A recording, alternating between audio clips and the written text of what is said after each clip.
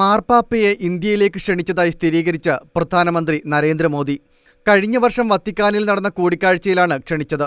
സ്നേഹവും സാഹോദര്യവും നിലനിർത്തേണ്ടതിനെക്കുറിച്ച് മാർപ്പാപ്പയുമായി സംസാരിച്ചുവെന്നും മോദി പറഞ്ഞു. മാർപ്പാപ്പയെ സന്ദർശിക്കുന്ന 5ാമത്തെ ഇന്ത്യൻ പ്രധാനമന്ത്രിയായിരുന്നു നരേന്ദ്രമോദി.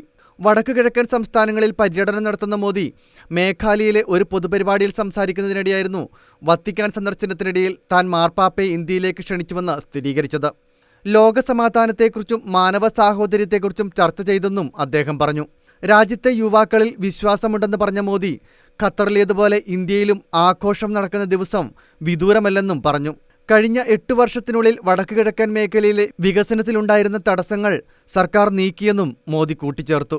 നോർത്ത് ഈസ്റ്റ് കൗൺസിലിന്റെ ഗോൾഡൻ ജൂബിലി ആഘോഷ പരിപാടികൾ ഉദ്ഘാടനം ചെയ്ത മോദി ഉച്ചയ്ക്ക് ശേഷം ത്രിപുരയിലേക്ക് തിരിക്കും. ആകെ 6800 കോടി രൂപയുടെ വിവിധ പദ്ധതികൾക്ക് അദ്ദേഹം ഇന്ന് തറക്കല്ലിടും. 2 സംസ്ഥാനങ്ങളിലും മാസങ്ങൾക്കകം തിരഞ്ഞെടുപ്പ് നടക്കാനിരിക്കുന്ന പശ്ചാത്തലത്തിലാണ് പ്രധാനമന്ത്രിയുടെ സന്ദർശനം.